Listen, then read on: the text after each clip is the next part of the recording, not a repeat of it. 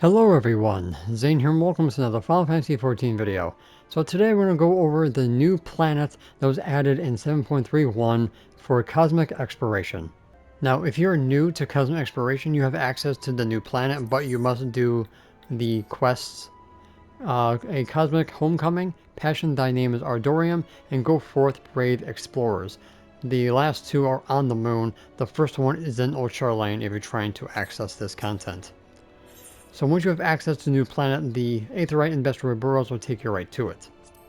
Or you can use the NPC of the Moon Rover to get to the moon first. Okay, so the first thing that you'll need to know is if you want to go to the moon, go talk to Cruising Way first, and then you guys can choose back and forth. The moon has no more instances, but the new planet Phaenna does, so you can choose from that. You also can change your instance and we'll head back to Bestiary burrows. Now, take you to the tour. So right here is where you'll get your tools or your upgrade. You're either the current ones or the ones from the beginning you can get here. You also can get your replica as well. Now, here's the thing. Your boost to your data that you got from the moon gets replaced and you have to start all over from square one. So instead of getting the data cap from the data set to get your bonus, it's now on completion of your tool.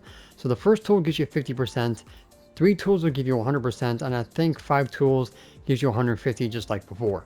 Okay, and they also added in a 5th data set, and that's the highest that it will go. So you have data set 1, 2, 3, 4, and 5, which you have to cap out.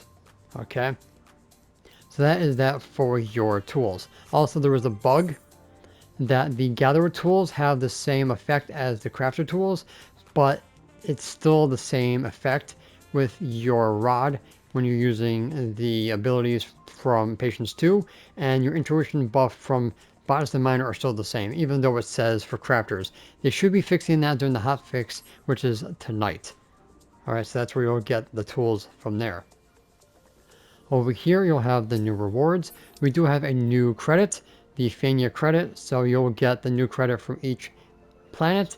So the lunar is for the moon, the Phaenna credit is for the current one, and then the new 2 planets in 0.4 and 0.5 will be different, but Cosmo is universal.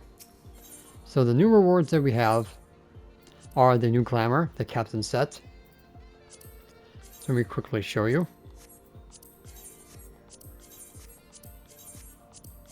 So this is what the set will look like on your character. I'll probably get that last because I think that looks pretty cool. You have the Interstellar Damel Whistle, which I'll show you for 29,000 Cosmo credits. You have the Framer's Kit, 2 cards, the eye patch left and right. Then you have music and more housing items. These here are from the same from Sims More 3, so nothing new there. And then the new Cosmo board mount is through tokens. So you need these tokens here from EX Plus missions. Then you'll trade 100 for 1 booklet. Then you need 60 booklets for your Cosmo board. Yes, these can be sold on the market board as well as the mount itself. So you can buy them. Next is the Summoner Bell, which is right there. The Cosmo Fortune. You'll use your credits in order to do it. As per usual, it's from the moon. So you have the new glamour that you get from the coffer. You have more housing items. You also have a minion, a mount, and a emote. And of course the dies are the same, the partition is the same, you still get materia, you still get clusters, and you still get those stupid prisms as well. So I ended up getting the partition. So I do have the minion, which is right here. So it's the mount from the previous zone as a minion. The bulldozer is now a mount. It's got a little animation. You get that from the Cosmic Fortune. Also bought off the market board. Emote, Limber. You also get from the Cosmic Fortune. And as for the Dalmel mount, I have it in my favorites here. Which is, let's see if I can find it. Kind of looks like that thing from Horizon Zero Dawn, where you kind of like unlock the map, which is pretty cool. The music is the same from the moon, so there's nothing different there. Here you got the holograms, which is automatic. You have the mech op NPC over here, and also you have the emergency transport for red alerts. So instead of going to them, you can talk to this NPC, then pick and choose which we want to go, return with stellar return, and then go to the next one. Okay? Now, as for the missions, all the A missions are available automatically. So there's no hidden behind the upgrades to the zone. I couldn't think of the word. So all of them are available immediately. Now, I will let you know that the EX Plus missions from like time and weather, at least the weather ones are pretty easy for gatherers, but the crafter ones are torture. So if you want to get those tokens, the best ones that you should do is the botanist and miner. Miner is going to be this one here during cloudy weather, and then the botanist one are from the rain weather. These ones are pretty easy, but it's a little bit RNG heavy to get the gold. But the tokens do get increased by your gold, silver, or bronze rank. So 15 for bronze, I think like 70 for gold, and I forgot what it was for silver, but getting those, the best way is from botanist and miner. Fisher is a little bit of a pain in the butt, but ultimately you can do that as well. Okay? But these missions are a little bit easier on this planet than they were on the moon. Also, please note that the Big Bang tickets that you get from doing mech ops are planet specific, so you can't take the moon and come to Phaenna and vice versa. So you can't stock them prematurely. Okay, so stellar successes are basically the same. You have your standard and your daily. They're basically the same thing as before. So make sure that you do your challenge log under standard to get yourself a crap ton of cosmo credits, especially if you're going for the Dalmel mount. Also, you'll get your data from the first data sets as well, so make sure you do these for easy access. Okay, also you're going to be probably needing these done for the next side quests that requires you to do like 100 missions and stuff like that. Those quests are basically a manager's patience and a manager's persistence. You had to do 100 missions on the moon to access those side quests, so most likely you will see those again in the current planet. So just try to do 100 missions, and that means red alerts, normal missions, time missions, weather missions. It doesn't matter as long as you do 100.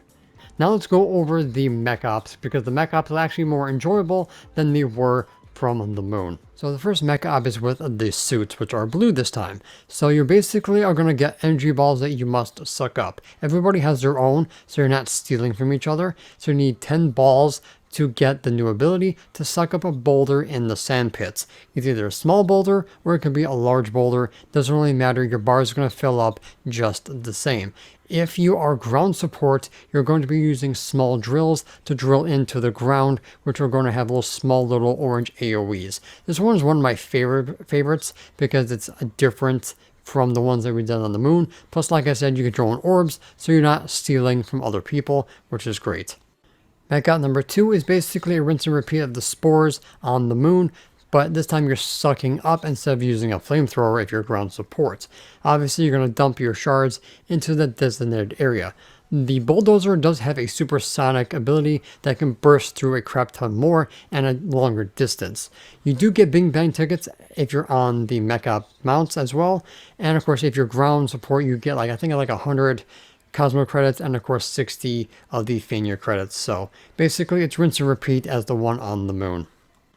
Also, please note that those glass shards are shared with other bulldozer people, so you're going to have to be a little bit courteous to other players so they actually can get their full reward as well. But you should have no problem with that because they spawn a lot, so you have no problem with that. So basically those are the 2 mech ops that you will be participating in the Phaenna region.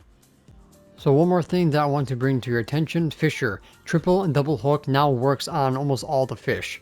The ones I tried so far have worked, so now you can utilize your triple and double hook on them. Okay, so basically that is everything that you'll ultimately need to know about the new planet Phaenna of the cosmic exploration. The missions are basically the same as they were on the moon, so if you want to learn how to do those, you actually can reference my old video. They basically are the same, except for your GP and your cordials will get resetted, so you guys can utilize that new feature as well. But I think the data was in decrease because of that buff, as well as the red alerts that you get. So unfortunately, that is what it is, but a fisher is still the best way to grind out your currency. Alright guys, so that's pretty much going to be it for this video. Thank you guys so much for watching. Don't forget to check out the rest of my channel for more Final Fantasy XIV content, and I will see you guys in the next one. Happy farming! And that's it for today's video. Thank you guys so much for watching. Don't forget to leave a like, comment, and subscribe to my channel if you're new for more Final Fantasy XIV content and help with the YouTube algorithm.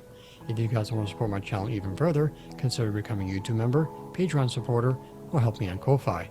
The links for those will be in the description down below, as well as my Discord. And the extra special shout out to the members on screen. So until next time, may you forever walk in the glorious light of Lord Bahamut, and always remember to keep forging ahead.